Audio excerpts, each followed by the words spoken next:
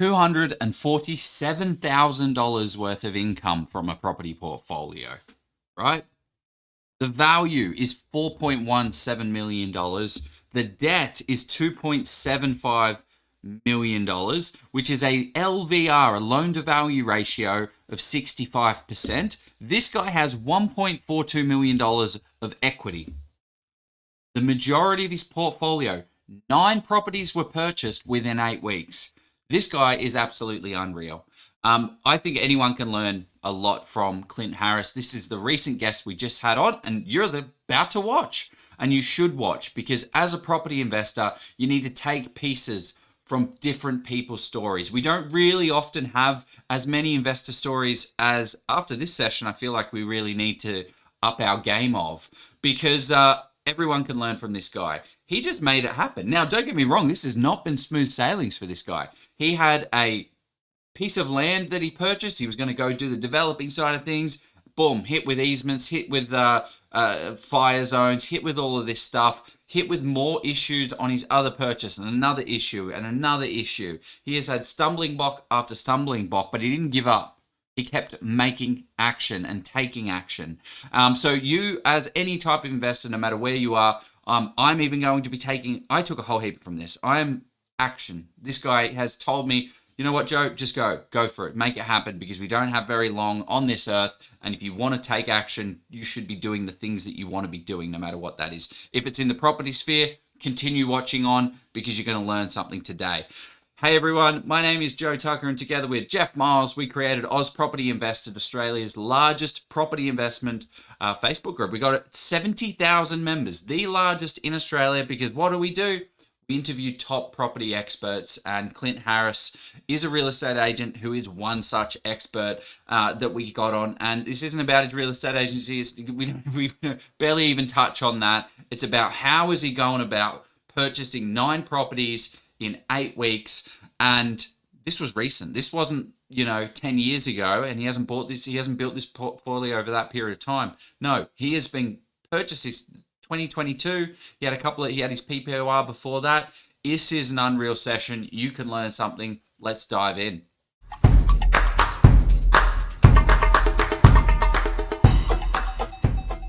And we are live. Doesn't count us down.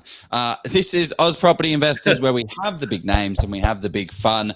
Welcome to the show. We have an amazing real estate agent on. We don't get many of them. We've got Clint Harris here, and filling in for Jeff Miles, we have the amazing Scott Agate of Hello House. So we've got a bit of a show for you guys tonight. Clint, how are you, mate? Really good. Thanks, guys. Thanks for having me on. Welcome, Scotty. Looking forward to getting into this. I'm good, Joey. How are you? I'm very well, mate. I'm very well. We just shot our first open podcast with professional studio and all of that kind of stuff for this show in the next couple of weeks. So that'll be interesting to see how that goes. So I've already done one of these podcasts. I've already done a podcast today. I feel like Todd Sloan actually a little bit, just podcast after podcast. Don't forget your little mates on the way, the way up, Joey. Well. Little guys. I like it. Don't forget about your old mates. I'll always remember you, Scotty, while I'm up there. Waving standing on my shoulders. So this session's going to be a really interesting one. It's kicked off in the comments of the show where, the reason why I wanted to get you on, Clint, and have a conversation is that you're an action taker. You've made this thing happen relatively quick. 9 properties in 8 weeks type of quick. You've got a substantial portfolio of that's bringing in $247,000 of income, and is worth $4.17 million, excluding your PPOR. Yeah. Unreal. Nice. Yeah. Congratulations. Awesome. Geez, awesome start. It's got up we're going there. to hear about all of the future. Yeah. Yeah, it's plenty to dive into there, that's for sure. So can you just take us back to I want to hear from the beginning. This is like what we'd call an investor story. Anyone that is in the comments, throw any comments and questions that you have along the way. We'll try and make this as interactive as possible and engaging as possible, because it's a pretty interesting story, and it's a different path that Clint's taken that we don't hear too much about. So yeah, kick it off, mate. How did you kind of get into this property world? Yeah, well, it was 21 years old. I was in a Balmain bookstore, and I just had time to kill, and I thought I'd buy a book, right? And I found this book by Steve McKnight. I think it was called 0 to 250 Properties, right? I think a few people in 3.5 years, and that was a catchy headline. So I thought I'd pick that up. And it discussed a lot about the potential for replacing your income through property and wrap loans, which was the flavor back in the late 90s there for Steve. He really pioneered that. And I thought that was the coolest concept in the world, to be in a place where you could replace your income using property as a vehicle. And that's kind of where it really kicked off for me. I didn't buy my first property until, it's 2012. So that would have been about 27 years old, something like that. So it was another 6 years down the track where I procrastinated about buying a property, a bit worried that I'd have enough money, and big decision. It's every dollar you had going into the first deal. I remember when I did it, it was a 97% LVR loan with Suncorp. So it was a 3-year fixed rate, and I just did anything and everything I could to get into the first deal. But yeah, that was kind of the start of things. Nice. Okay, so any other kind of mentors coming up like that helped you along the way in getting started, like books and podcasts? Or well, actually podcasts probably weren't even around then. There was, but the main kind of content providers that I was really getting into back then was Robert Kiyosaki. I was really into my arcade back then, and fascinated about like infinity investing, the idea of having a seed dollar or seed amount of capital that just keeps turning into the next investment. And very much the cash flow quadrant was a book that I absolutely loved, which really talks about the difference between being a business owner, self-employed employee, and being an investor. And I really started to get, I guess, a framework of understanding how you move yourself into a position of financial freedom that is really passive in its true essence, and how you can leverage different vehicles. This wasn't purely about property at this point in time. This is really about whether you're buying a business, buying stocks, or whatever the instrument is that you're going to gravitate towards. But after trying a few different things, buying some shares, had a swing at Forex, failed pretty miserably consistently for 5 years on that. But I ended up really coming back into that position of property as being a vehicle that made a lot of sense to me. And of course, when you have some positive feedback, your interest gets more and more, and it started to really drive and specialize in that path for investing. Nice. I too have failed after a heap of Forex, if that's what you're talking about. But we might be talking about different things. I think crypto is the flavor these days. So, no offense to the people that love crypto out there, but I did my thing with Forex, and I've learnt my lesson. I'm not smart enough. Yeah, I did the whole share things, and I bought Woolworths was my first share. I'm like, I'll be safe. I'll let it simmer. And then it dropped 30%. I was like, I don't understand this. How can it drop 30% when it's Woolworths? It doesn't make any sense to me. Yeah, no. It's not my thing either. Mortar. So what did that look like? What was the first purchase, and what kind of drove that decision, and how did that deal look? Yeah, so first purchase, if we kind of go back to what some of Steve's teaching was, it was all about yield basis, right? And he always wanted to see positive cash flow, and a lot of those terms were used. So I found a property that had an 8.1% rental yield based on the rent versus, of course, the cost of purchase. Negotiated a deal on that, bought it, and it ended up being a great vehicle for cash flow, a terrible vehicle for equity release, because it was a property that had a studio out the back in short that the valuer couldn't recognize as true value. So what I paid here, the value would only recognize here. And so consequently, when I wanted to release equity and go buy something else, I couldn't. And going back to that infinity investing concept, equity releasing was really important to me, because I didn't feel like I could save enough money quick enough to go find deposits to buy other properties. The hardest thing, right?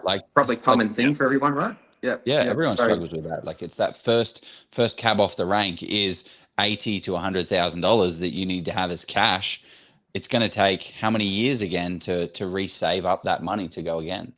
And so that's been an ongoing theme for me right throughout my investing career. I've been a big fan of, look, can we get the equity out? Can we do something with it? And so when that was a no, I sold that asset. Luckily, I made a little bit of money on it. How long did you hold that one for? I held that for 12 months. And in the same region where you were born and raised, up on the Central Coast there? Yeah, it was the suburb next to where I grew up. So it was, all very embryonic kind of investing. It was the suburb next door, had a good yield, bought that, held on to it for 12 months, made about $100,000 on the purchase to sale. So that's super. This is actually a really key point that I think is interesting, is because the valuer, because when you own a property, it doesn't matter how much you can sell it for. It matters what the valuer believes the value of the property to be. So you bought it for, how much did you, what did it look like? 290 was the purchase price. The first valuation that I got on it when I was trying to work on the deal came in at 225, right? So there's a big discrepancy in what it was. Yeah. So there's a granny flat on the back that someone's paid $50,000 for, which is great for your income, but they don't recognize that as a deal. Exactly. So I quickly understood that perhaps granny flat investing for me at that time, because of my focus was on equity releasing, was maybe going to be challenging because of recognizing what the valuer thought, not what I thought, not what even the market thought, but what the valuer thought, which is a key difference there. Couldn't allow me to release that equity and buy the next one. So I sold that, had a harebrained scheme to go and build a legal granny flat, right? So I bought some land, really cheap land, didn't look at it, which in hindsight was pretty silly. And to be honest, if I had looked at it, I wouldn't have known what I was looking at anyway. A piece of land, right? Yeah. It was a piece of land. It cost $145,000 on the Central Coast. So it sounds good, right? And this is 2015. So I went and bought that, exchanged, got a builder to build on it, a very cheap granny flat builder. So not even a quality builder. This was very much an entry-level builder, and said, look, can we build a dual occupancy on this? And anyway, I found out what pole homes were, what flame zone is, and what a water course through the side of your block. So you bought a nice steep bush block with a river through it. South facing, yeah.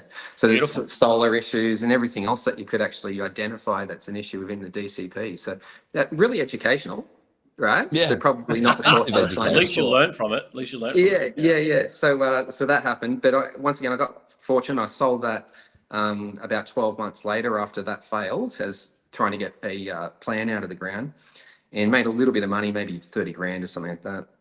And then moved on to the cost. Yeah. It's like, because at least the market was trending upwards between that period of, this is across 2012 to, I guess, 2016. And at that point, I had bought a unit to live in. I really didn't have, I had one investment that I bought up in Queensland, using the advice of a buyer's agent to do that. And that's all I had at that point, right? But why I wanted to go down the buyer's agency path is I wanted to kind of talk a bit about how you go and leverage their knowledge and in regards to where they're recommending buying, because now I was thinking outside of my area, which was different for me. I hadn't done that. Yep. I was now thinking about how do I safely buy properties rather than, build lots of different things. And so I really leveraged the advice of buyer's agents that time. All right. And I was a real estate agent now, and I still recognized that there's probably a gap in my knowledge. And I wanted to go and see what they're doing with their investors in order to get progression, because I felt like I wasn't achieving progression at that point in time. Interesting. When I was in 2015, I actually was looking for a career change, and I loved investing. And I decided to become a real estate agent because I loved investing. And I thought, you know what? The people that handle the properties, they're going to be the biggest investors. Let's go for that. So I went and did the real estate course, got my license. And then I did some interviews, and I was like, so what are you guys' thoughts on investing? They're like, well, I just sell the houses. I don't know. It's a great investment. And I'm like, what about that one? It's my listing. Great investment. What about that one? My listing. Great investment. I thought real estate agents understood investing. You're a real estate agent that understands investing. Don't get me wrong. But what's your kind of experience from that? I was an investor first, a real estate agent second. I've been studying property investing for best part of a decade before I became a real estate agent. One of Robert Kiyosaki's lessons was don't go and exchange your time for money. Go and exchange your time for education. All right. I think he references Xerox and his experience as a sales representative of that business, became the best Xerox salesperson in the country. And he really kind of believed that is an important rule. And so here I was working for my dad at a surf store, earning about 45 grand a year, and bought a property and that being kind of average, and was trying these different things. And I thought, I've got to go and expose myself to more property transactions and more knowledge about this. Robert Kiyosaki saying, exchange your time for education. I should become a real estate agent because I'll get exposed to more investors, right? But going back to your point, it was a little tougher to find some people that knew what they were talking about when it came to investing in the real estate world, ironically. Yeah. How have you found that, Scotty, actually? Because you were a real estate.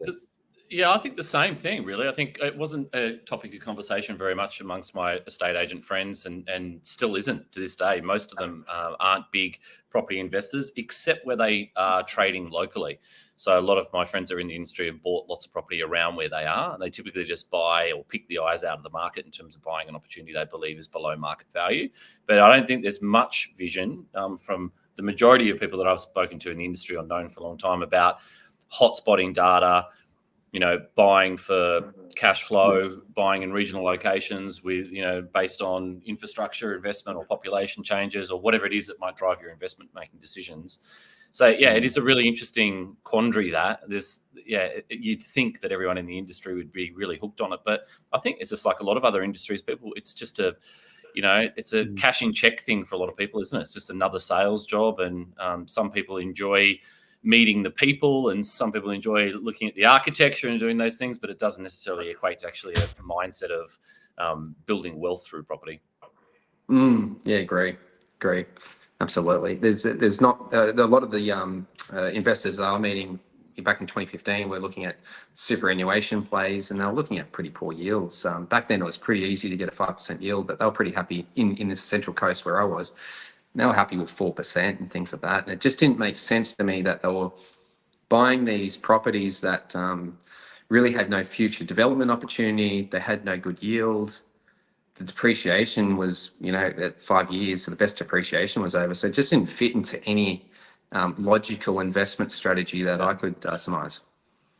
Yeah, I think it's a lot of that as well. It's buying things that they could manufacture equity out of, potentially, but not really thinking through like a developer's hat. It's just a bit of a, half-assed kind of approach to doing it. So it's interesting that, you saw through that. Well, it's interesting that you came and got into the industry actually to get that level of experience yourself to see the other side of it. And same with you, Joey, as well. What were you coming from your law job before that, Joe? Or what were you doing before that? No, I was, I just finished spending some time in the UK, and I wanted to come over and start something, kick something off. And then I went into software after that, realizing that I can learn more outside. I can learn more on the books than I can with the real estate, because it is about the architecture. It is about the sales. It is about that. I can still learn. I'm not going to get more value by being a real estate agent for my investing. I need to hang out with investors, not real estate agents, is what I kind of figured out.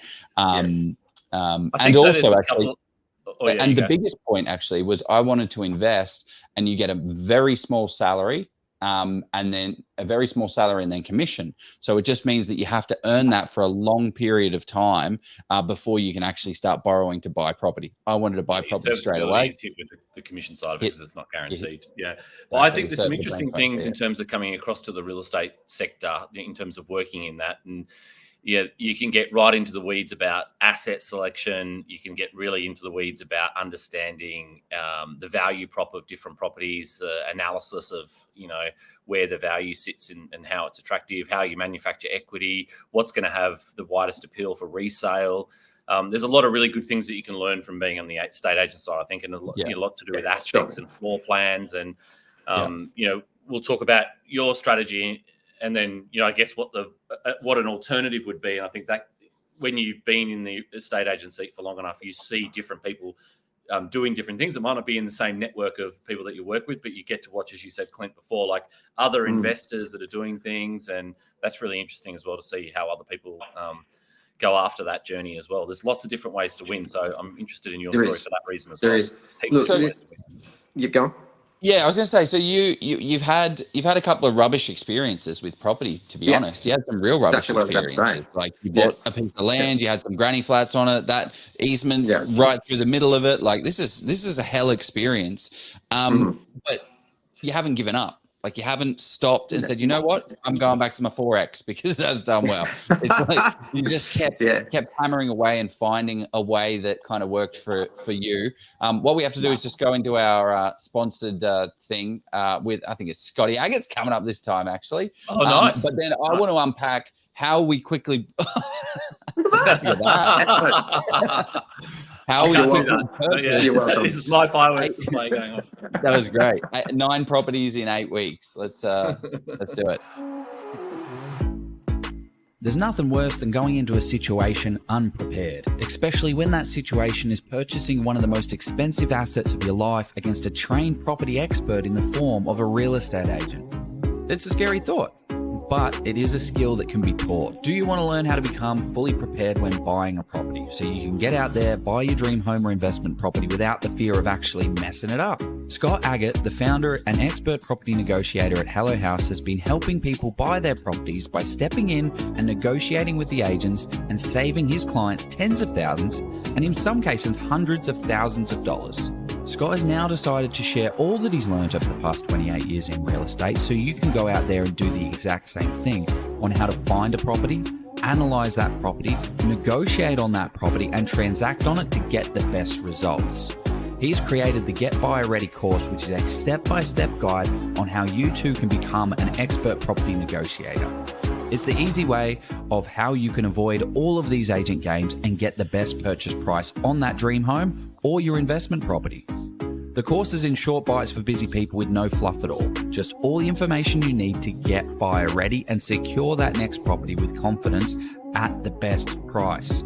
Scott has been kind enough to give our community a massive discount with the link below. Sign up today before you even think about putting an offer on that next property, and it will be one of the best decisions you ever make.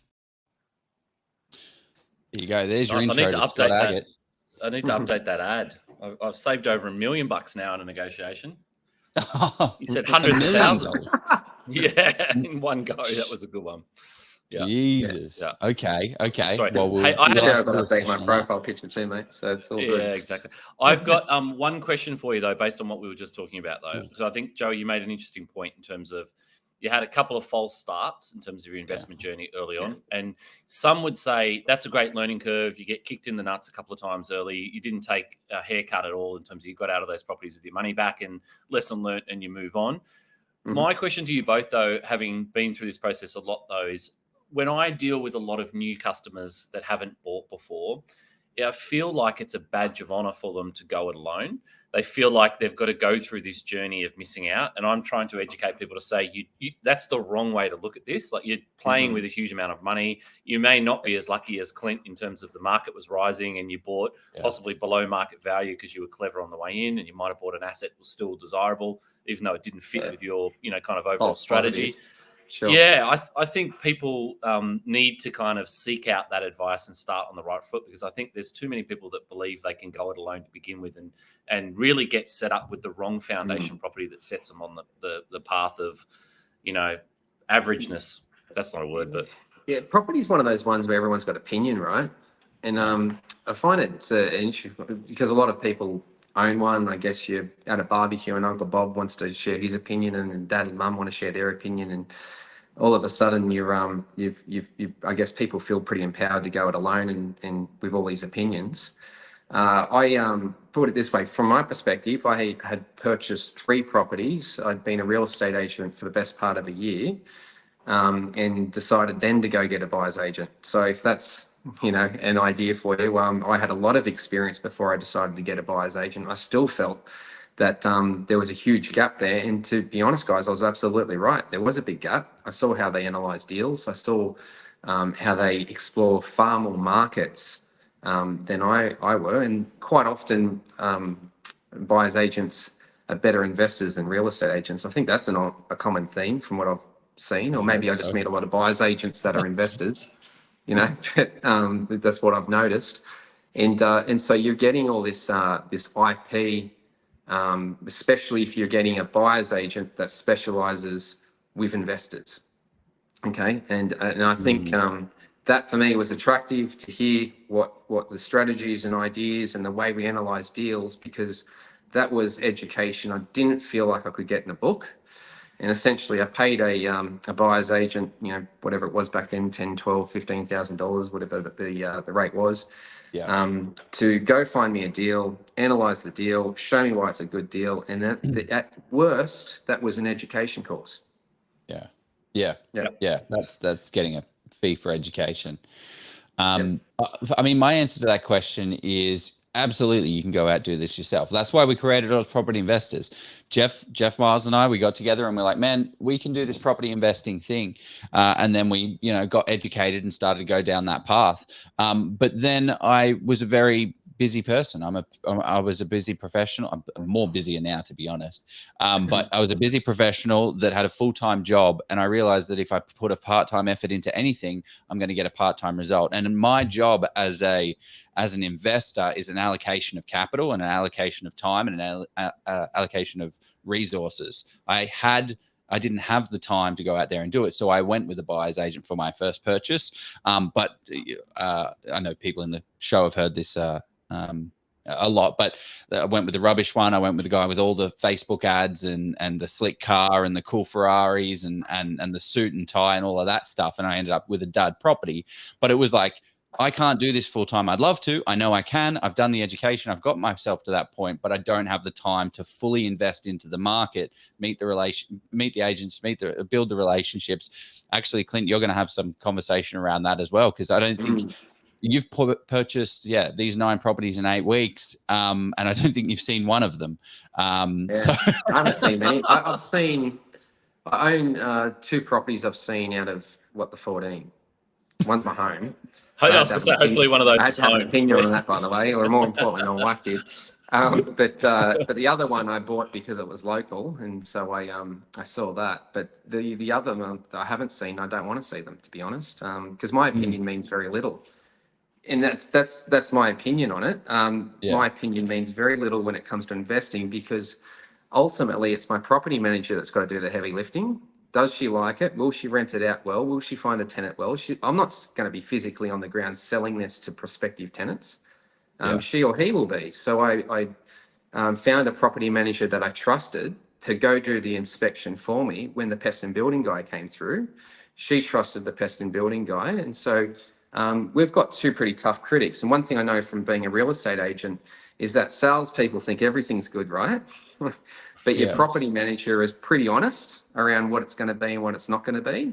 At the end of the day, they're not earning a big commission if they tell you that it's an extra 2% yield on what it actually is.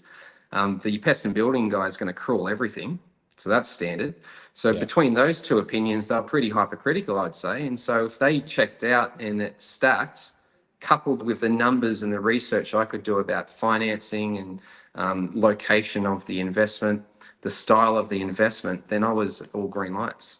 That's what I was going to be intrigued with your brain in terms of the real estate side of things. I'm so analytical with wanting to see everything around it, like the street, the building condition, the neighbors, the traffic noise, the privacy, the light, everything before I make a decision to spend my money. Those are big things for me, because I see a lot on paper or on realestate.com and I look, okay, and they look great on paper, but fundamentally I wouldn't buy it once you go there and physically inspect it. I know Joe does this a lot with boots on the ground locally as well. How do you get your mindset out of that as a real estate agent when you're so detailed focused on the properties that you're selling, but not like it's really clever to be able to switch that off, because I can't do that. I struggle with that. I still need to physically see these. Definitely don't go and look at it. That's for sure. Because look, we've all got standards, and there's a lot of people in the country. Going back to that granny flat property, I was talking to a town planner, and he's sharing opinions about how he didn't like there was these unapproved granny flats that were happening, which were studios back on the coast. Then, and I kind of thought, well, I want my dwellings to be fire rated, and I want them to be legal, and I want them to be appropriate to lease out to people, safe. And there's just different standards of living out there. Some are very functional. I don't know if anyone's lived in in a city as a student or something, but you can live in some, pretty basic accommodation, be happy and have a really good lifestyle as long as it's close to everything. And so my perspective of when I was looking at these properties is, did the property manager feel like it was going to be safe? Was it going to cost me financial investment to repair a lot of things because of issues? Was it going to attract the wrong tenants? Headache tenants because there's poor accommodation. And I really felt that we could check out those things when the property manager went there. And quite often than not, if it was a big enough complex, the property manager's already got some on the books. And they'd say, look, this is what's going on. This is what I've heard. It's okay. We'll get a tenant in for this. Yep. So, yeah. Yeah, I think you're buying it at an affordable price range as well, where there's always strong demand for people to buy those properties. There's always strong demand for people to lease those properties. And that really helps, doesn't it, in terms of de-risking that process, which I like that strategy too. It does. You can go too far. Like I personally don't like level locked properties, as an example, where you've leased out the top part of the house and then someone leases out the bottom part of the house and there's no fireproof separation between the two units because they've put a staircase up the side. What's that called? Level locked? Level locking. So what how you typically a 4-bedroom, 2-story house, you've got an internal staircase. Yeah. Yep. So you knock out the internal staircase. You put a staircase on the side of the house, which goes up to the top level. I've actually lived in accommodation like that. We did it. I got in a lot of trouble because I signed the lease on that. My wife didn't see it. She wasn't very happy. and I think that's a testament to what happens with that is even if you get a half decent tenant, they're not going to be really happy with what they're living in because there's a privacy issue. You're hearing the noise as people walking across the top. So there's a point where I think you can go too cheap with the style of accommodation and it's going to look really good on the yields, but you're going to have this huge turnover of tenants that are in there. And I felt like the properties I was selecting were the balance of being a allotted property. It was a legal dwelling. It was safe. It was clean, and and it was very accessible for people to rent out. So it's still at that entry level of the market, but it wasn't too far where it's just a whole bunch of rooms that are leased out in the property. Okay, well, let's kick into how you bought 8 properties in 9 weeks because I buy property every day, but I'm not buying property every day. And 8 properties in 9 weeks for someone that's working full time is quite the achievement in a time wise. Like it is unreal. So I'm kind of like the big questions that I was running through all the comments because everyone throw in any comments you have here or questions. It was all around the financing. How this guy must be a millionaire. That's how he can afford to be able to buy these types of properties. So how did it kind of look? How did you set yourself up? Did you set yourself up to have an explosive kind of offshoot to get this done quickly, or like take us back to the planning and strategy stage before pull the slingshot back before you let it go? Yeah, the slingshot's a bit of a fair analogy, to be honest. So these properties were bought in early 2022. So there was 9 properties purchased between about February 15 to April 7th or something like that it was, right? I had to look that up because, I made that comment with Todd going back a long time ago and he said, this is great. And all of a sudden we're appearing on podcasts and talking about it publicly. And I've gone, oh, shit. Yeah, I better check this out and see if this is actually true. Because I thought maybe it was a good tagline that I'd made up to some friends. And so I went and fact checked it in RP data. And luckily it's all good. It checked out. But going back then, what had happened is we were exiting somewhat COVID. Okay, yeah. So we were in a place where lending was a little bit tighter. The banks were starting to really try to write loans. I had set up a proprietary limited best part of 2 years earlier. Okay, so I was about one BAS file payment away from being able to file for 2 years, which, as we know, with different structures, that can have a big bearing for the tradies out there that are tuning in. I'm sure they've gone through that pain point of setting up their own partnerships or entities and want to release, and the bank's saying, we're not going to touch you until 24 months. So I was one of those guys. And so as a real estate agent? Yeah, as a real estate agent. So I'd moved from employee to commission only to proprietary limited. I had to sit on the sidelines as a property investor because I couldn't get lending. And so as we came through that final year, I was called my bank at the time, which was CBA. Got in touch with the lending team there, and they said, "Yeah, sure, we'll lend you money for a property." And I was like, "Great, we're off to the races. Let's do it." So I went and bought one real quick, and then I said, "Great, can I buy another one?" And he said, "Yeah, sure." 48 hours later, he's written a loan, and so I bought another one. And then that just started to really happen. We got a great comment coming in from Kim Riley. Watched him do this, and there's been some good luck, but he's a great planner and communicator. Cheers, Mum. It's that Mum and Dad tuning in. There you go. So Clint, though, how did you get the? I think this is interesting for people because there's lots of questions in the comment section about, what capital you had. Did you have 8 pre-approvals in place? I've heard you talk about this before about, and I may have this wrong, like some sort of commercial line of credit or commercial kind of lending contact at CBA. So what's the magic bit there? Because I think people will really struggle to get their head around how do you buy that many properties before they've settled? How do you keep getting pre-approved for properties? My understanding is that you were able to release some equity out of your principal place of residence, which kind of unlocked that ability, didn't it? Which kind of opens this conversation up. So let's kind of break down those into a few questions, right? So firstly, I paid for across these 9 properties in the 8 weeks. I paid for the pest and building report. I paid for the legals, and that was it. The bank paid for everything else. Stamp duty, right? And they used the security, which was my home, my PPOR. Right. Now that's going to be a bit scary for some people to hear, especially with that many properties. But for me, I had renovated a home. It was a considerable renovation, basically a full build. Had a growing family, they were 1 and 3 back then, and a wife that wanted to have a house. I think there's a lot of people out there can relate to that. And so consequently, I got those things sorted right. I got the house sorted. But I always thought that as soon as that's done, I want to get a valuer out there and release the equity. I want it back. Yeah. Right? Because you've just spent the last 2 years not being able to borrow, not being able to buy property, and all you're doing is just reading books, getting educated, listening to podcasts, crafting out what your strategy is to be able to then wind that slingshot back before you launch out. But the other key point I think that's super important is that you have built the equity base. From what I expect you're going to be saying is you've done this renovation, you've added value in your portfolio. Exactly like what Steve McKnight talks about, right? He's like, find problems, create solutions, and get paid for it. And that's what you did with your PPOR. You bought a good PPOR that's, whatever it is, let's just say 800,000. You did a $50,000 renovation. It's now worth 1.2.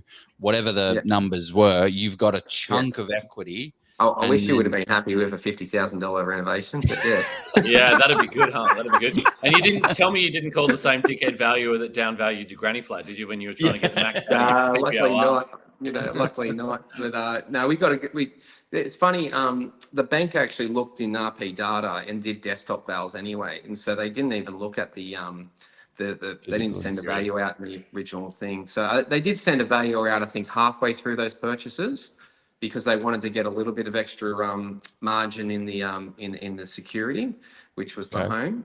But most of those properties were written in 48 hours, the loans. The loans were written in 48 hours. That's unreal. Yeah. Okay, so there wasn't probably 8 pre-approvals and all that stuff. No. I present the contracts, and then they would respond. And it was done in typically 2 business days. There was a reason why it was a bit quick, because I had borrowed $100,000 for a business loan. I was considered a commercial a client of the Commonwealth Bank, and so they were able to do something called a commercial lending pathway, which meant that I used a different lending team, and they just had less work on, right? And so they wrote the loans a bit quicker. Do I think that would still happen in today's market? Look, if all the numbers stacked up and it's easy for the person to write the loan, then it's going to be easy, especially if it's the same bank, because they've already got all your numbers. All the hard stuff's done. So you didn't shop around. Like, you didn't shop around for loans. You didn't go to a mortgage broker. You just went direct to the bank. I was going to say Yeah, that because I think yeah. you're dealing direct with the bank, isn't it? That gives you that relationship that empowers someone to do that, to take those actions, which is awesome. That's Yeah, great to absolutely, circumnavigate absolutely. the assessors and everyone else. Go direct. Yeah, yeah, absolutely, absolutely. Look, it could have been as fast with a broker. I don't know, but I was told yes, we'll lend you the money, and I think post the Royal Commission of Lending practice in 2019, it's a pretty powerful yes to get. You don't ask too many questions. You just go and get that loan, and go purchase. Yeah, but wasn't this in post 22? Yeah, yep. So Post the 19. Oh, post sorry. 2019. Okay, yeah. Yeah, because that servicing buffer policy, like you name it, it's been tougher to get lending, right, since 2019. Yeah. Okay. So did you go to them with a strategy of, guys, this is my plan and this is what I'm going to do? I have X, let's just say you've got, I don't know, $200,000, $300,000 of equity. I'm going to split that up against these many properties, or like, what was the conversation with the bank that you went with? The conversation with the bank is that, look, we want to buy this amount of properties, which was far more than the amount that I purchased, and I want help doing that. And he asked for the numbers and basically said, yeah, we can get these purchases done. And that happened individually along the way. It was he never said, look, I've got you good for 2 or I've got you good for 3. It was always kind of case by case. And Let's look at it. So they didn't give you an overall borrowing capacity and say there's Nah. 1.8 million bucks here, however you skin it. I asked for that. Based And on he said no. this return on investment for serviceability. They didn't give you that. No, I asked So for you were that buying- because it would be easier. You were buying, there's a question here, you were buying everything minus your legal fees. So the bank was covering stamp duty as well, you said as well. Correct. Yeah. I paid so the legal fees. I paid the pest and building report, but that's it. Awesome. Yeah, so you got all 8 loans from one bank, and they covered 100% of the whole purchase minus legals and stamps. What was the LVR for each purchase? Yeah, what was it? So I guess the LVR would... 102%. I'm ringing Uncle CBA tomorrow. Yeah, I know, right? I was chatting to Clints. What's his phone number? Text it in the private chat. Yeah. Interesting. Good one. He's no longer there anymore. Jim Boggs is no longer there anymore. God rest. He got fired about 6 weeks later for all these loans that went through, minus an assessor. Yeah. Rubber stamped it. Deal. Yeah. Okay. So why did they like it? What did they like about your deals? Like, what was the value of them? Look, I really believe that the banks at the time were hungry to write loans. I do think there was an overarching tone. I don't know how that impacts how they view policy, how that impacts their discretion when looking at a deal. I do think the last 2 deals that I did, number 8 and number 9, from memory, he escalated a conversation to get him across the line. And when I went back for the 10th and I said, oh, can you escalate another one? He just said, no, I can't. I'm not going to. We're heading, we're heading into a rate cycle change then, because the election was April 2022. The RBA was holding off on rate policy until the election took place. And so I think the banks at that time were really starting to pull up that handbrake and say, we're just going to see how this all plays out. And then one of the questions here, which is written pretty funny, but bro, what's your income too? I thought it's funny, but it's like, do you have a massive high income that's allowed you to get that serviceability? Or is it's I think, but I asked my wife this, when you've got a proprietary limited, right, you've got staff, you've got costs that your cars and stuff go through the structure.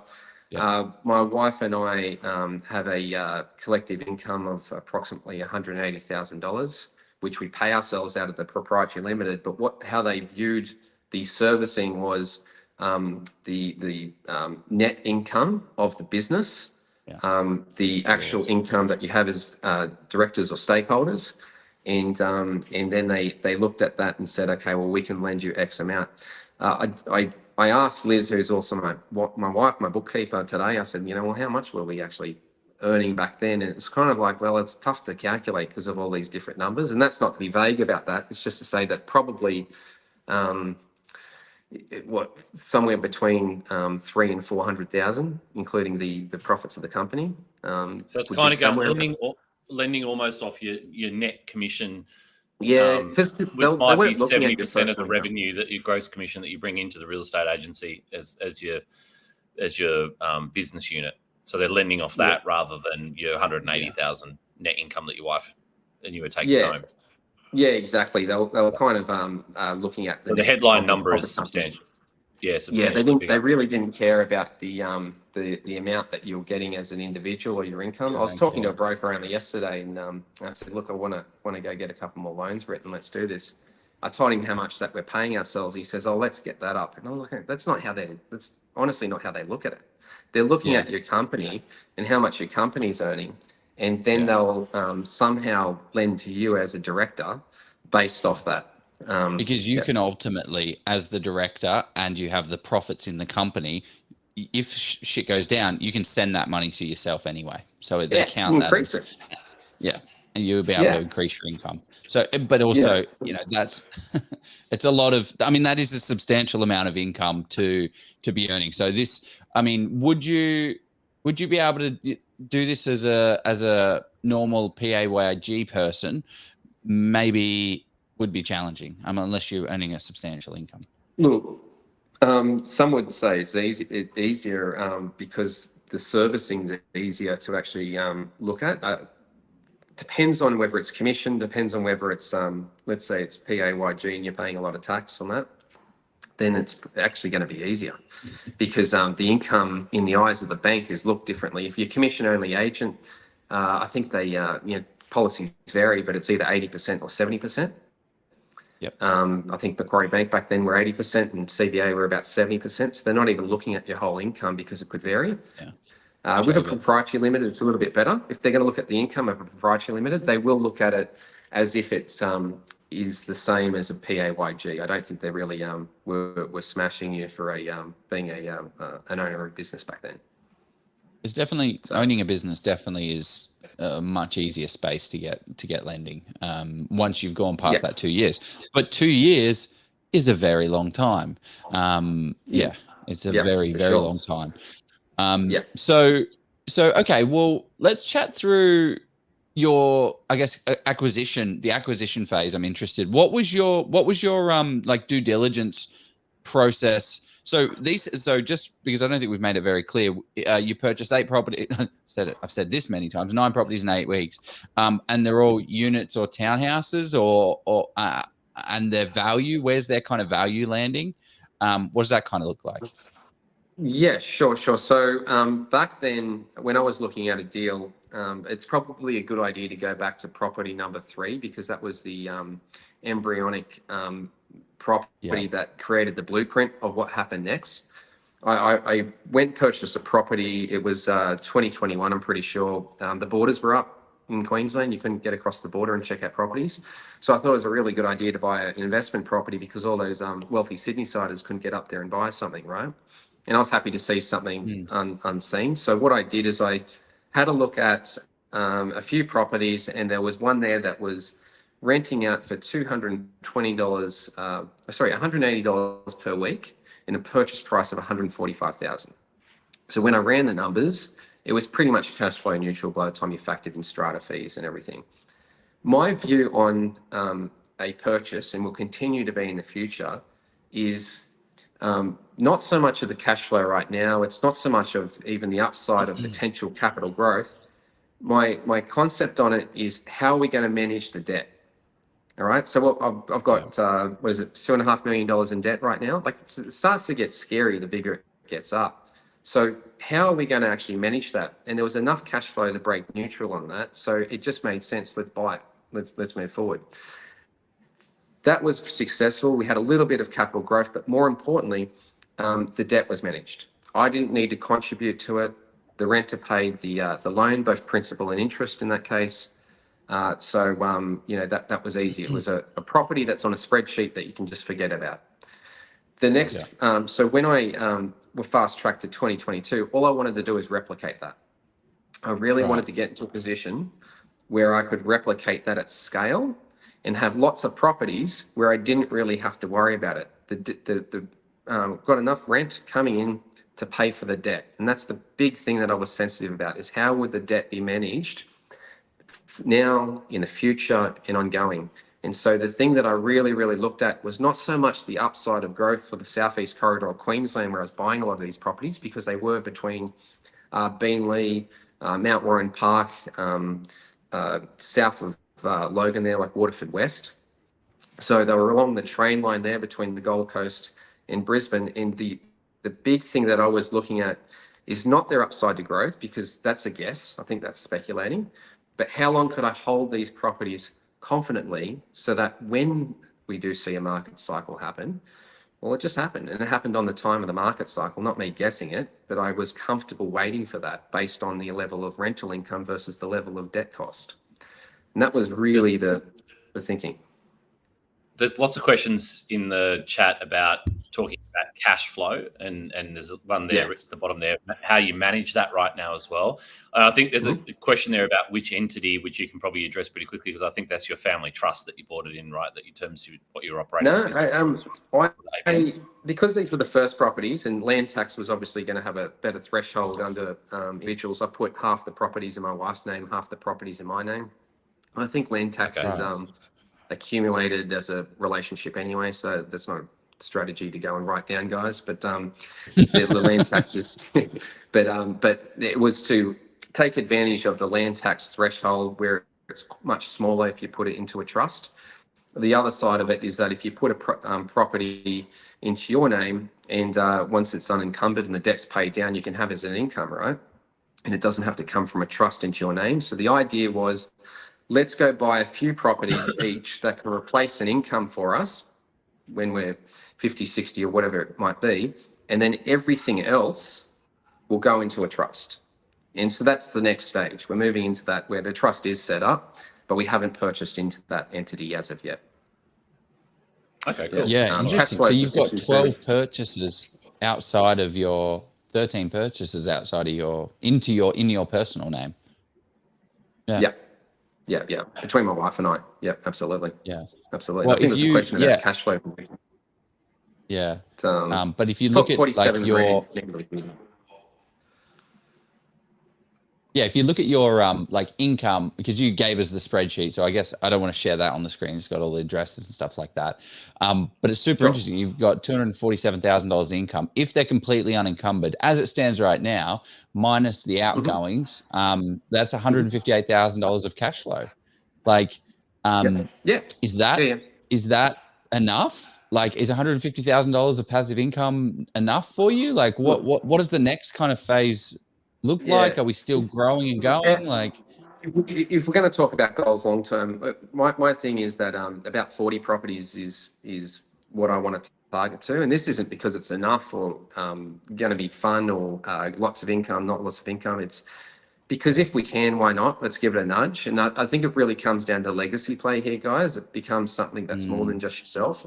What does it look like for the family members that you haven't even met yet? All right, the kids and stuff like that. So there's a vehicle and there's an interest I've got. So why not? Let's just drive it as far as we can. And so it's not so much about me beyond the 10 or 15 properties. Like that's probably is enough to be really happy and to do what we want to do. But I want to live a rich life. I'm a big fan of following Grant Cardone and thinking a bit bigger. For our perspective, we're currently 25% of the way. All right, we've still got 75% to go, and the battles of today are different to the battles of yesterday. Similar, but today it's different because the servicing gets harder as the debt becomes more.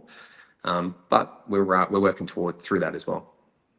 I missed that, sorry, because I didn't see the spreadsheet. So I think I talked over you or didn't quite hear that clearly. So what's your cash flow positive $150,000 per annum, are you? Well, if we just get rid of debts, like, I mean, right. So one of the things actually worthwhile in mentioning is, as Scott's kind of talking about, is that interest rates when you were purchasing in 2021 and 22 were at 2-3%. They're now 6%. So how has that journey changed and evolved? As it's now 6. So right now, it's a really, really good question, right? So we knew there was going to be a rate cycle change when I bought all these properties, and we knew it was going to be a big one. Okay, so there was a little part of my spreadsheet that I wrote down in the corner, and it was about interest rate changes. And so I thought, well, if it increased by 1%, this is what that would mean. If it increased 2, 3, I didn't even have a 4, I should have, but I put it as much as 3% and realized, well, that's pretty scary if that happens. And consequently, I had an idea of what those costs would look like. My theory on that being okay was not because I just earned lots and lots of money and just forget about it. It was because I thought that in markets where interest rates rise, we will see a consequence of more people have demand on rent and rent rise. I knew there would be a delay on that, but I just had to survive the delay. Okay, the difference between leases being renewed and catching up to current market rents. And what we have seen, which was the one thing I got right about this, if you want to speculate on one thing. Yeah, you got that one bang on. That was spot on. Yeah. Yep. The one thing Went I back got right was that if the rates go flying through the roof, then so will the rents. And you know what, when the actual the rates go down, because I'm a big believer that if you look at the last 30 years of rate cycle changes, they become generally less than more. And I'm backing that we'll see either lower rates than we've seen before, or at least negative rates. Like I don't know when that will happen, but I do believe that long term that would be bigger topic. We won't go too deep into that, but my belief is that the rents won't go down with it. All right, because historically that hasn't happened. Usually rents will stay here, and when the actual interest rate or cash rate starts to lower, we start to see margin in those deals until investors get attracted back into the market because there's margin again, there's more attractive yields. So for me, it was just about actually running that gauntlet. All right, running the gauntlet that interest rates would come up and we'd be okay. Currently, where profit and loss across the portfolio was sitting at 47,000. Okay. Negative. Loss. Yeah. So that's like a yeah. But you look at it as well. You Negative say that Ghost Rider. It's a loss. yeah. But then but since total debt to current value is $1.42 million, so are you willing to take a $49,000 loss to have a $1.4 million to gain there? Which I think is a bit of a and that's a household budget conversation. I think it's very important for people to sit down. Isn't it? Depending on what your income is, that just you got to be earning $100,000 a year just to cover that loss to start with before you start feeding the family and living. Yeah, absolutely. So it is a real balance. What is your thought on? So we've been buying townhouses and units and stuff like that. What is your thoughts on the capital growth side of things? Like, how do you factor that in? Because I guess land appreciates, buildings depreciate. Land has always been a larger block with a house has always done better than units, and the unit market just doesn't perform as well as the house market, just based on the data. But how do you think about that into the strategy going forward? My values on it kind of I guess are a bit contrary to capital growth for being the most important thing, and that is that if you're going to own 40 properties and you're going to try and grow your debt level to I guess it'd have to be, we're at what, $2.7 million debt right now. So if you're going to times that by 4, let's just call it $10 million of debt. I think the most important thing about that portfolio is managing that debt, not so much when the capital growth is going to be and where it's coming from.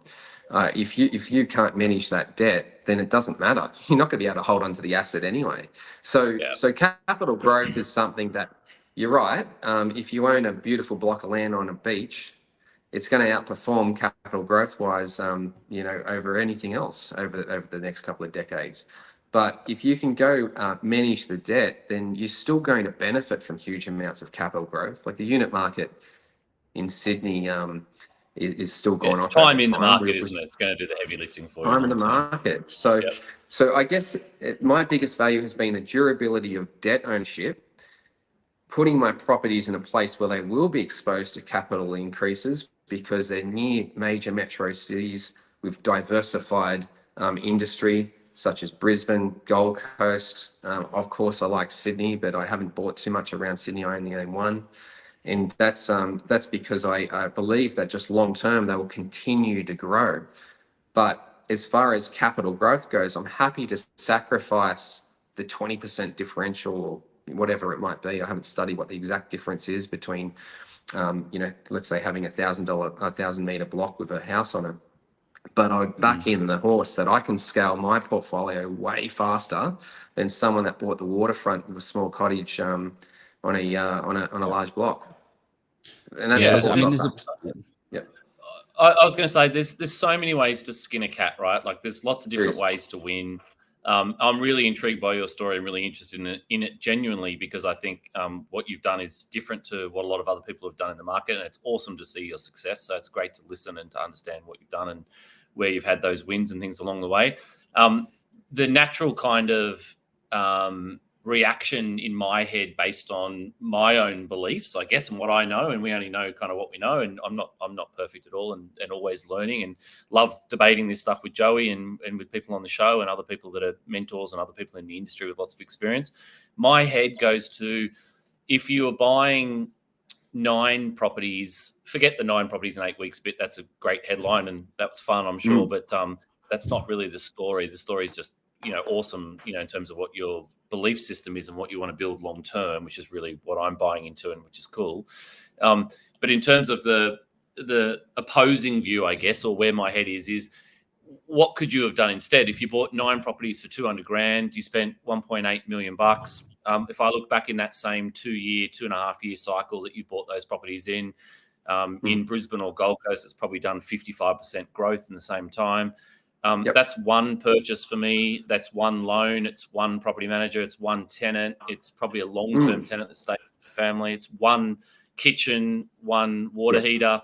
Having been a property manager, having owned property management businesses, having bought, I buy 30 properties a month. Probably I see the headaches that people inherit when they buy lots of properties. What's your thought? And again, this isn't an attack. This is just a cool thing to debate. I've seen that a lot. Yeah, there's interesting ways of doing it. What was your thinking in terms of that, in terms of just a set and forget strategy? Because there must be time that you invest in this above and beyond just the $47,000 cost, a year to hold it. There's got to be a time invest in that as well, in terms of you or someone else that's managing that, your accountant or someone else that's got to, do all the figures and those things as well. Because I think I haven't seen this in the questions, but I would guess based on how many shows we've done here and watching other shows that people would look at it and go, but what about houses? What about land? What about, owning a few instead of 40 and getting the same outcome in the same time? So I'm interested in debating that part as well in a positive way as well. I'll be careful how I answer this, just in case my wife kicks in the front door because she's listening in the next room. But look, the accounting side of it at the end of the year takes a fair bit of work. All right, so I'm told. So I love it. Yeah. And I do believe it is, guys, and I'm very, very grateful and thankful. But it's that's the work. It's the basically accounting for the statement that you'll get from your Property Me or whatever ALO or whatever app that you're using with your property manager. I'm fortunate, I guess, with 10 of these properties are with the same property manager. Okay, so that's pretty convenient because I take up a big part of their book, for starters. So I'm probably an important client, or I'm assuming I am. And then I can go and download the documents from the one location, send it to the book, to the accountant, and away we go. I could see this being a real issue if there was 10 property managers, and that'll be a problem for another day, for sure. 10 different app locations.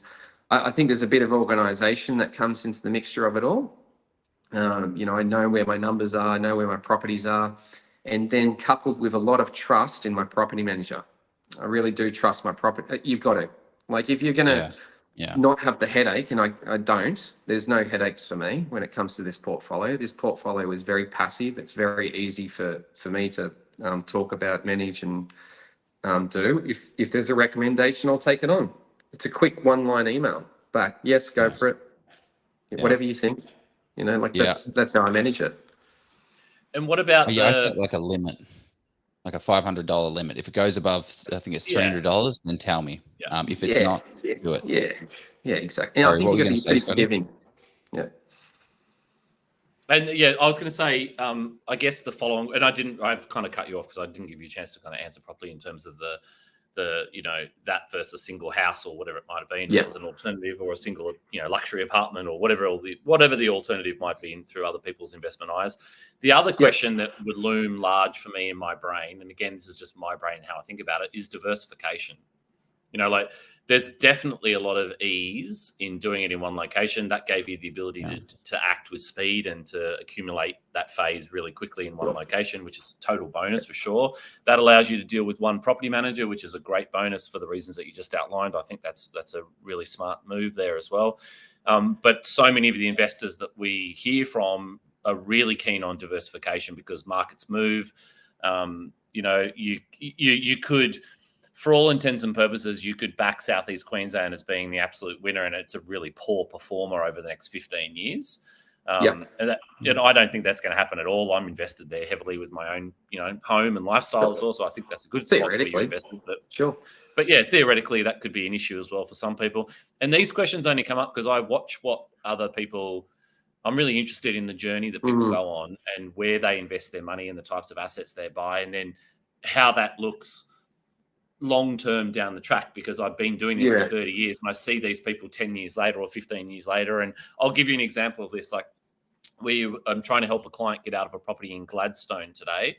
Now we're in Gladstone buying properties for investors based on high growth and good cash flow and plenty of infrastructure investment and a lot of good news. And we've been buying there for some time. But she's selling a property today that she bought 14 years ago in a good location. That's a 4-bed, 2-bath, 2-car property with a pool that's fully renovated and will be a great rental investment today for an investor on paper. But she's going to sell it for less than what she paid for it 14 years ago in what everyone else perceives is a really high growth location. So it's just, there's interesting dynamics at play. Like when you look at it 10, 15 years down the track from when people bought in these locations. Yeah, I'm kind of going off spiel, but I'm interested in the diversification bit. Yeah, for sure. Like at the time, I think coming back to the most important value that I had with selection of a property was debt management. The numbers just worked for that. The second most important thing for me was having a metro or some form of job market that's diversified, because I've seen investing in rural areas. I think, remember the mining boom, and, people were buying out properties that were, flying through the roof, ridiculous yields. And so it looked really good on paper. So for me, just having agriculture as a backup industry is not going to be suitable. It really needs to be a metro. The second thing that I really like about kind of going back to that debt management, it starts to really remove the burden of where everyone else is buying, and more around, if I buy this, how is it going to look in regards to my portfolio from a debt management perspective? Is it going to really hamstring me for the next purchase? I like analogies, right? There's an old golf. Does anyone play golf? You guys play golf? No, I'm terrible at golf. All right. Yeah. There's a golf analogy out there, right, that says that the most I'm terrible at it too. The most important shot is the next one. All right. And I think for me, when it comes to property investing, is that the most important purchase is going to be the next purchase. So if I'm setting myself up with a big property or whatever it might be, I need to know, how is this going to hamstring me for the next purchase? Going back to that granny flat one that I bought back in the day, that really hamstrung me for the next one. The block of land that I purchased put me out of the game for a year. I had to sit on that and wait for a DA to fail, and then I got to move on. So these properties manage debt well. They're located near metros, and they're setting me up to buy another property down the track. Yeah, so I don't disagree. I think from that, you've parked yourself between great metros and good system to keep buying and adding to it as well, for sure. Yeah. So, okay. One of the things I want to go into is because you're quite contrarian when it comes to your investing. You're not doing what everyone else is doing. So I want to hear about some of the more interesting things that the areas that you're looking at. What are you thinking? What are you seeing out there in the property market? But before we do that, we've got to do one more sponsored post, and when we roll on in. Ladies and gentlemen, we have a special announcement from the master of commercial property investing, Steve Polisi. I love commercial property. Get ready to have your minds blown as Steve is back and he's got some pretty exciting news for us. Steve is unleashing his second sensational book upon the world, and get this, for the Oz Property Investors members out there, he's giving it away absolutely free. Yep, 100% free. Yep, 100% free for all property enthusiasts who want to learn and grow on their commercial property investing journey. But he's also added a little extra chili to make this deal even spicier. With this free book, you'll also receive a complimentary 1-hour strategy session with the man himself. Imagine a full 60 minutes with Steve's commercial and property genius dedicated to helping you master the intricate dance of commercial property investing. And who better to dance with? The man who looks better than Patrick Swayze in Dirty Dancing. Don't know about that. Want to grab this offer? It's super easy. If you're live right now, click the link in the comments and secure it today. If not, grab your device, open up the browser, head over to polisiproperty.com, look for the book page and grab your free copy of Steve's latest masterpiece. And when you're checking out, make sure to use the exclusive code OZPROP to secure the free book and also your free 1-hour strategy session. My only concern with this offer is that Steve's going to have to turn it off soon, as he can only do so many sessions. So if you want to secure your spot, do so today. Oh, nearly passed out there. That's a cracking ad. Man, every time we run this ad, there's always comments at the ads after the ad. We're like, "Wow, that's a good ad." Actually, In the corner. Before we go into actually talking about locations and stuff, commercial is commercial on your radar? Like we're just that ad with Steve about commercial. Like, is that up there on there? Look, this comes down to a skill set thing, and I'm happy to say what I'm not skilled in, and identifying value or numbers around commercial property is not really me. I've been an agent for 10 years in my particular market. There are agents that specialize in commercial property. There's less of it. It's something that I haven't taken the time to study closely. I like the idea of it in regards to having a tenant that's going to pay your outgoings and being able to negotiate leases with far more, breadth and depth in regards to the deal. And if you're a great negotiator that can go secure a really strong commercial property, I see how there's a lot of benefits to an agent doing that. But it hasn't been something for me. I've kind of, keep in mind, I've tried a lot of different things and failed at a few things. And I think I've failed at enough things to respect when I've got something that's a horse to back in. And so investing for me has become a process of enjoying vanilla. So I'm going to continue down that path. If the obstacles don't present themselves where I have to go change strategy. But this is the bit where we said what you're doing is working, right? And it's working towards your goal and your cash flow goal and your overall wealth goal. So that's awesome. And if it's winning, you just keep going, and you've got a good strategy to keep, like a playbook to keep working at. And I think that's good. There's plenty of ways to win. I think it's cool to listen to. Yeah, it's a super interesting. It's because this is, as I said at the outset, this is very contrarian, right? You're not like, so this is what Steve McKnight says. You do what everyone. Well, actually, I don't think he does. Actually, he just quotes it. You do what everyone does. You get it. What everyone else You've just gets. put the quote in his mouth. When I think he stole that quote now. He says it a lot, but I'm pretty sure he stole it from somebody else. So you can't claim that one, Steve. Sorry, mate. Do what everyone else does. Get what everyone else gets. But it's super interesting because you found a thing that works for you, and you're just, because I think if you don't overthink this stuff, you just go you just go for it. You took action, and you've ended up with an amazingly good sized portfolio that right now is negative cash flow, and it's exactly what you expect it to be because you got educated and understood the process. But it's worked out for you. Keep in mind, the negative cash flow there is based off 9 properties bought at 102% LVR. Yeah. True. You got to pay the piper somewhere. Like I think it's a good deal when you look at it from that perspective. Yeah, well, I mean, how much does it get down? How much does your LVR have to get down? And actually, it's negative because you're paying principal and interest. If you removed that principal component, you would be neutral to positive, I reckon.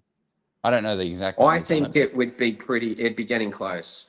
Be very close. We might not be quite there, but part of the strategy for me is to have these unencumbered one day so I can live off them, right? And have little pieces of cash flow coming in to replace income. So that's why that doesn't work for me. I want to keep these as principal and interest, pay them down, and have them owned outright.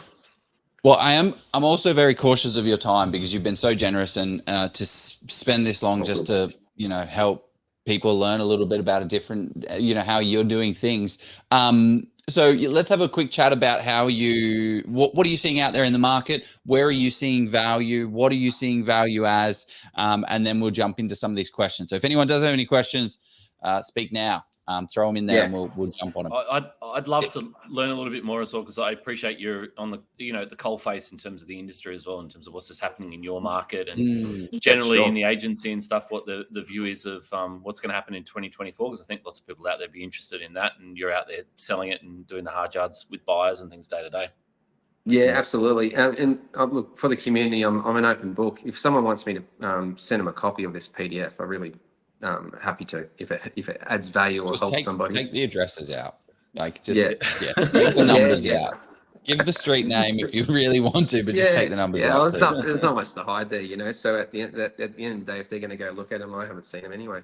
So with regards to looking at the market, they're in Queensland. 421 and something. Yeah. So local marketplace. So I'm based in the Central Coast. That's where I am. So the northern part of the Central Coast, which really covers suburbs like Toukley, Budgie, Lake Munmora out to Woongarra, Catherine Hill Bay. And what we're seeing at the moment is that we're really an extension of Sydney. So if you think of us as Greater Sydney, most things will make sense as to how our market's performing.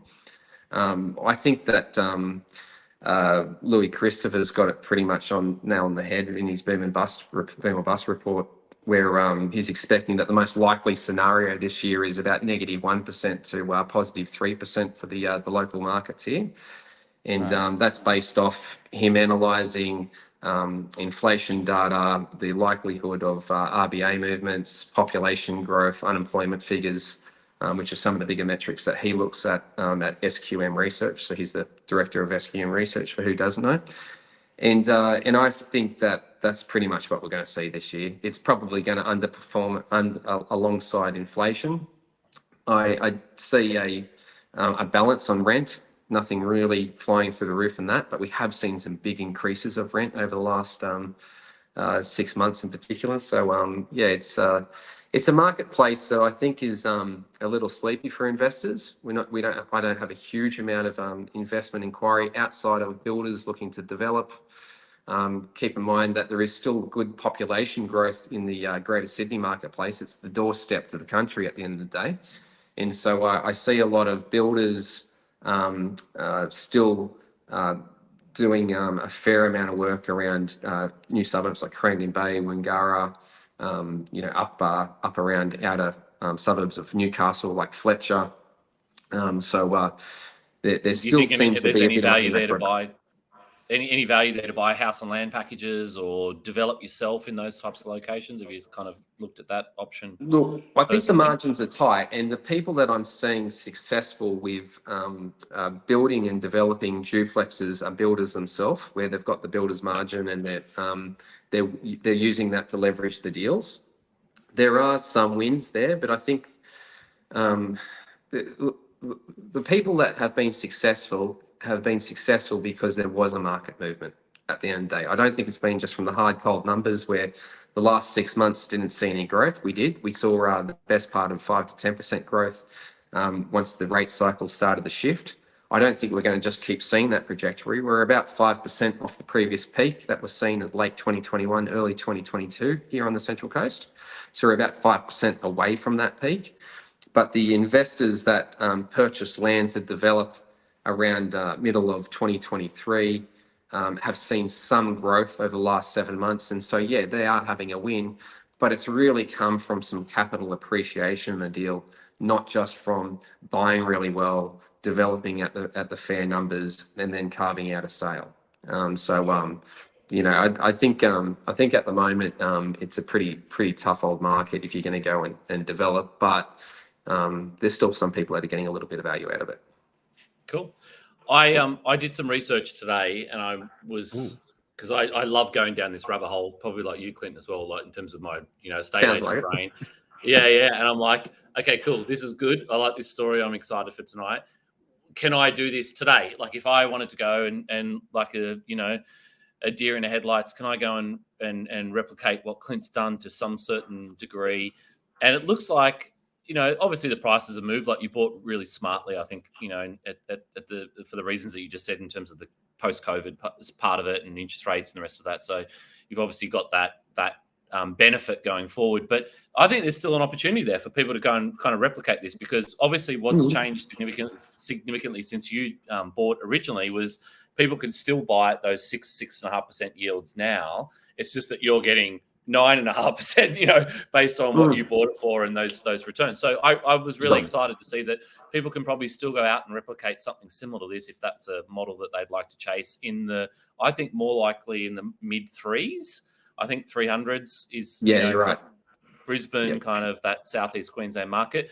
But I'm intrigued to ask you, I asked about diversification before, is there any other market that excites you to go and do this in? Like, can we go and do this in, somewhere in Adelaide? Can we go and do this in somewhere in, I don't know, Rockingham? Can we go and do it in, where else could we go and do this in and try and replicate possibly what you've achieved? Because there might be some other people that want to copy that model. Yeah. If I was anyone that's buying their first 5 properties right now, and I was going to go and replicate anything that I've got, I'd be actually sitting down, attending a seminar or some kind of informational session with a buyer's agent, okay, that's focused on their investors. I'm still thinking, like, this might be silly for some people to hear this. I'm still thinking about doing that now. Like, even though I've got all this experience with buying in these market segments, it was birthed out of the idea of someone else's research in a particular market segment. So right now, I'm very tempted to start going and sitting down with buyers agents and seeing where they're thinking and why and what their ideas are around it and who's been successful with that. Yes, I could go and use the numbers that I've got to go and look at market segments myself, but there's buyers agents are out there pounding the pavement, looking at what's very saleable to their investors, which is a very numbers-driven approach that they're selling on. So I could really shortcut a lot of the research by going in and approaching a really good buyers agent. So that's what personally, that's what I'm still thinking of doing right now.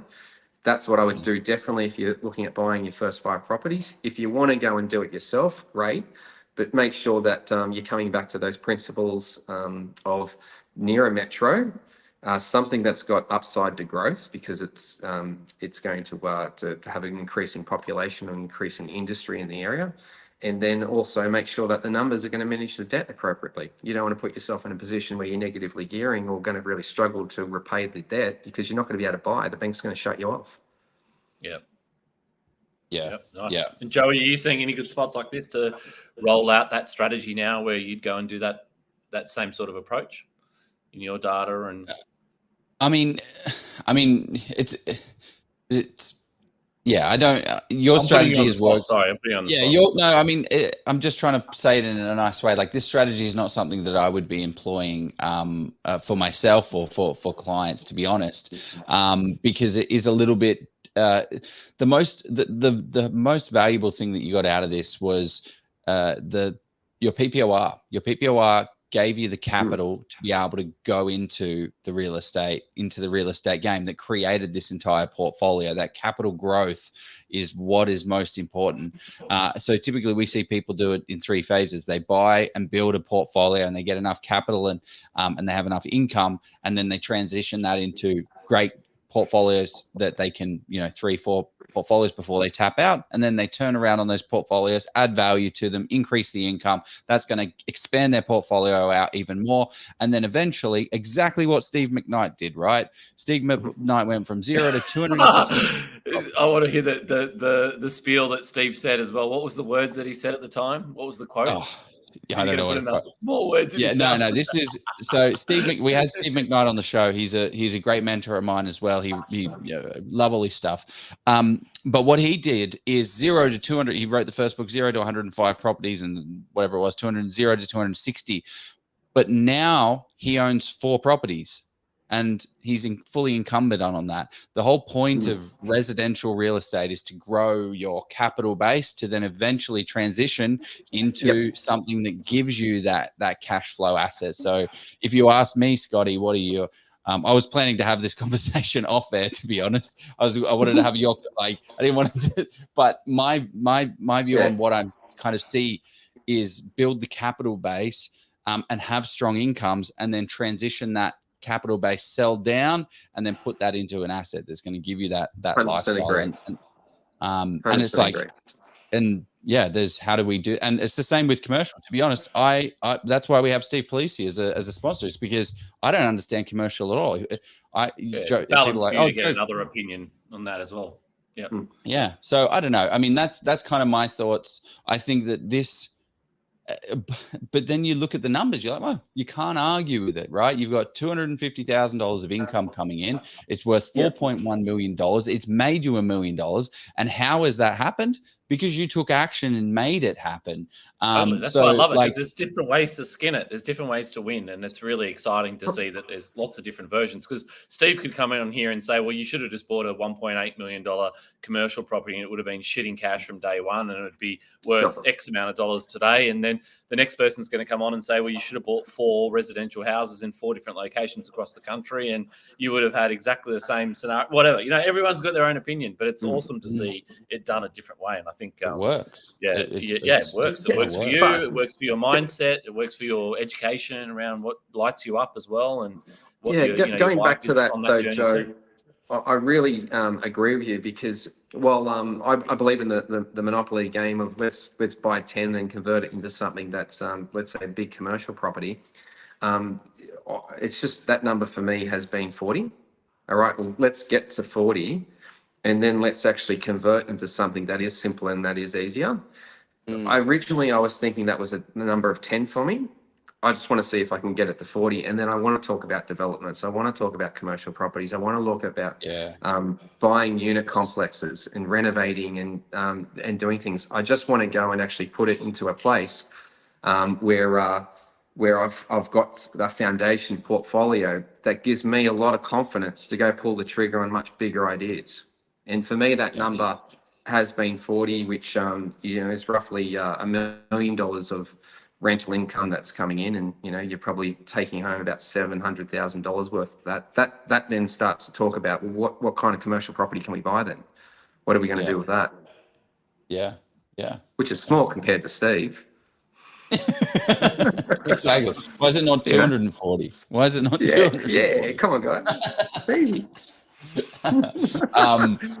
Awesome. There's a couple of questions. I feel like we've just been kind of knocking them out one by one. But there was a couple of questions around the property management side of things. Why does the property manager earning $60,000 to $70,000 care about your property? Also, what makes them care and understand how does Clint find people like that? And then a follow-up question was, how does Clint rule out a bad property management? So I guess it's all around the property management side of things. Yeah, cool. So there's a couple of relationships in a real estate business. Typically, if you're looking at a franchise model, and that's, you've got your principal, and then you've got a business development manager, perhaps, that sits within the property management team, and then you've got a day-to-day property manager. And I felt that the level of energy and communication that I received from these people was very keen and eager to do a good job. I think if you're going to buy a car, if you're going to buy groceries, whatever it might be, someone can do a good job at all levels of industry. And I think it's if they've got enough energy, enthusiasm, and interest in you and helping you as a human being along with your journey in life, then they're the qualities that I think I can disseminate as to whether they're going to be a good property manager or not. Are they interested in me? And I think when you also give them the acknowledgement and room to really turn around and say, I don't like this property, or, hey, Clint, you really got to go repair this thing. It's not very good. And you develop that relationship with them. then they feel empowered to probably give you fair advice. Did you take their I found it consult? quite easy. Yeah, did you take Sorry? their consult when you were buying? Like, did you have them on board at that stage? Like, did you have a property manager that was sort of inspecting on the ground for you, and an external one that was not tied in with the sales agent and giving you that feedback in real time before you pulled the trigger? Yeah, I felt like I was speaking to someone that knew property, that was interested in helping, that was interested in growing their career. Her name was Corinne. She was up in Beenleigh, operating for a business called Ray White, still is. She's grown her career now in sales up the way. It is Corinne Forsyth. Yeah, shout out Lovely Corinne. lady. Yep. So I don't mind giving a shout out to her. She's been fantastic. Farine is somebody that's replaced her position, and kudos to the principal up there, because both of these staff members are there and still have been for multiple years, and I've had fantastic experiences with them. Maybe I'm lucky, Right. but I think enthusiasm, wanting to connect with you as a human being, wanting to look after you is something that I think most of us can kind of detect, right? Just from a bit of emotional intelligence. Yeah. Well, it's also, this is one of the understated key points about property investing as well, is anyone that you have on your A team, you have your accountant, your mortgage broker, your buyer's agent, your property managers, your everyone, you need to be able to communicate with them, get along with them. Like Corinne, we may just not jive. And that's absolutely fine. I will then find a property manager that I get along with, but also ticks the qualification box, that also ticks the energy box and that kind of thing. I'm sure me and Corinne would get along charmingly, but it's like, I think that's sometimes understated. You got to talk the same language. Yeah, you got to be on the same, but it's being able to have someone communicate and actually, the other part of that point was, why does someone care? Like if you look at Clint's portfolio, that's $20,000 to an agency a year, right? So 8% of 250,000. That's a lot of money. So there's your incentive to make sure that Clint's looked after. So you've got that economics of scale, because now you're saying, well, look, if you're not looking after me, I'm going to take this $20,000, which actually for a sorry, I'm bringing that one up. For a real estate agent, $20,000 as a business owner. Yeah, in real estate, it's 3-4 times income. Yeah, exactly. Yeah, so that's $60,000. $60,000 customer in terms of the value to their book. So they're definitely going to look after you. I like that in terms of you find one good person and stick to them locally. And we've all had that experience though. If you've been in any form of service line of work, where if you just got that customer that's kind of nice to look after, you kind of look after them, right? It doesn't matter about the money. It's just they're very enjoyable to look after. And I think whenever I'm using a property manager, I'm very respectful that they see everything that's going on a day to day. Funny enough, I want their job to be really easy, and that was one of the values I had. Is I didn't want them to have a headache. So my language would change, right? My dialogue was a bit different, I guess. I'd say to them, "Hey, is this going to be comfortable for you to have? Do you want this in your rent roll?" I'd ask them that. Yeah. Do you want this property in your rent roll? Yeah. With some of the due diligences, no, like on some of the ones you were looking at. Yeah, there was one where she said, "Oh, look, it's a rougher complex." Still put it in there though. I still want your business. But that's the concern, right? That's the concern, and that's why the question is raised: why does a person earning 60 or 70,000, and no disrespect to people earning 60 or 70,000 dollars, it's not about that. It's more a case of why would someone that's potentially not the business owner or decision maker in that organization care about your journey and care about the asset you're buying? And that's exactly the reason, right? Because it's easy for them to say they haven't got a horse in the race. It's easy for them to say, "Yeah, sure, add it to the list," because it just guarantees them that there's another management. They hit their quota for the month. That's a concern for people. Well, genuine. I think, I could always choose a different. There was a lot of deals I could come up with, right? Because the numbers made sense to me. That's why we could get them so quick. So I think the property manager knew they had me. So I was committed to them. So they just needed to go and make sure that whatever I was taking on was going to suit what they wanted to see within the business. Most of these properties weren't sold through their business. I think there was maybe one that was, but the properties, and then they had a history on it anyway, which was helpful. But the properties that weren't sold through their business, I got them to go out. They'd meet the sales agent. They'd go and call me after when they're away from the sales agent and say, "Hey, Clint, this is This is what I thought about the tenant, about the state of the property, the presentation, the complex, and they would be pretty honest. Yeah, that's Yeah, super that's interesting. Yeah, and that's the great way to do it. Because they're not going to want to bring on a dud rent roll. They know they have you hooked in. You know you're loyal to them. They're not going to want that rubbish there. So that is a good little due diligence check. Not the only due diligence check that you have to run, and there's a lot more that you need to go into. But it's definitely a good one to run through. Yeah, so absolutely. will you buy to get to your 40? You've obviously got a great team around you, and that takes time to build and experience to sort of, weed out the problem areas, whatever, and fine tune your system as you keep going forward. As you get to that sort of goal and working towards that goal over the next 15, 20 years or however long it takes to get there with your partner, do you double down in that location, or do you 40 down in that location? For the reasons why you've got a model that works, or do you? It just comes down to yield and debt management, right? And I think it's a little tough out there right now. If you're going to buy a unit in Beenleigh for $330,000 with a 6.5% interest rate, I think it's quite tough.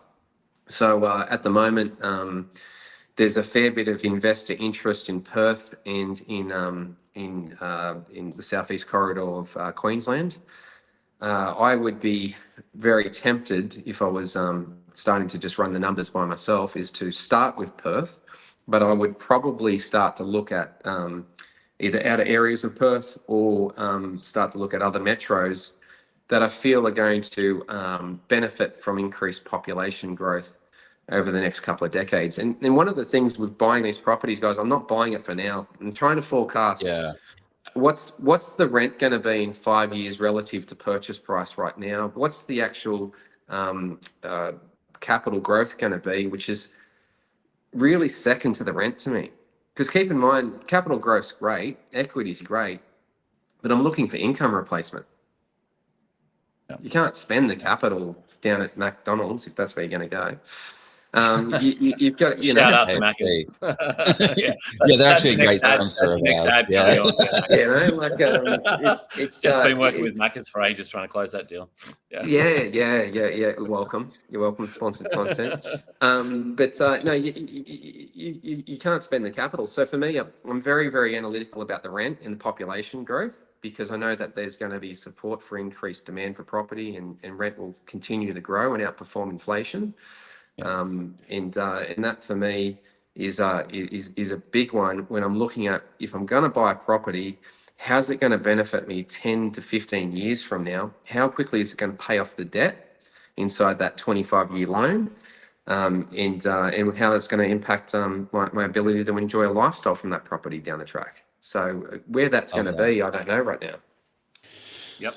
Love that, man. Exciting. This has been yeah, you've got so much opportunity because you've taken action. That's the biggest thing. That's the biggest takeaway that I've got from this is you found a path that worked for you and you just went hell for leather to make it happen. I hear so many excuses. Like, we run a great group, and look, people are already saying, apart from the great honest conversation like this one, I'm thankful for this Facebook group for giving help to help find amazing gun property managers. So so good on you.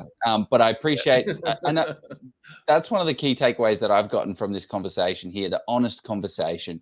You've just shared everything, mate. You've been absolutely unreal to give away so much of stuff that's quite personal and private, that not a lot of people put out.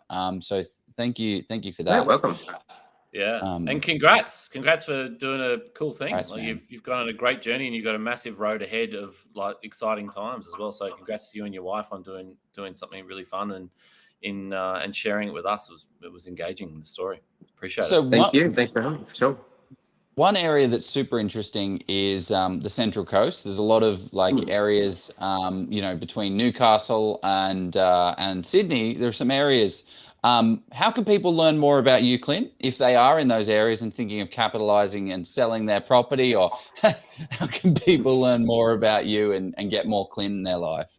Yeah, sure. Look, I mean, you can reach out to me on Facebook, Instagram, Google my name. You'll find a number somewhere for me at the agency up here at the Central Coast. May as well plug the brand. But it's something where one thing I found about connecting with buyers in the community is I do have a lot of time to connect with buyers and just chat about them with the ideas that they might have. It might be in my backyard, it might not. I've had quite a few people on the back of this reach out and just want to book in time and have a bit of a chat. And to be honest, it's a topic I'm interested in. I'm happy to sit down. I've really enjoyed this. If someone wants to just pop a few messages through, I'm always going to get back to you and connect. Or if you want to come up and have a coffee, do that. I'm an agent at the end of the day. I'm meant to be good at talking and connecting with people that are interested in property. So it's part of the job. It comes with the territory. Who pays for the coffee? That's all I want to know. The client always pays. Yeah. End of. Eventually, they always pay. Maybe not at the cafe. Yeah. Absolutely. No, super insightful, mate. Well, I don't want to keep you up any longer, but appreciate you taking the time running through it, sharing all the valuable insights. So much more. Jeff, even when are you coming on for when you hit the 40 mark? I have no doubt that you'll be hitting that $1 million income goal. So let's do it. Anything else you wanted to kind of say or add? And Scotty Agate, actually, thank you very much from Hello House for joining and being a co-host for us. Yeah, I love being on the show. Anytime, happy to help. I'm just intrigued by these stories, and Clint, that was a really good one, a really interesting one tonight. So thanks for opening up to share all that with us as well. I think there's lots of people that find a lot of value in what you've done so far. And yeah, definitely, as Jeff said, admire what you've done so far and definitely interested on what comes next. So I'm also like Jeff, I'm intrigued to see what this looks like at 20, 30 and 40 properties. So I wish you every success and look forward to seeing how it plays out. Stay tuned on that one for sure. Yeah. Let's go buy a property. See you guys later. See you guys. Have a good one. Thanks, group. Bye.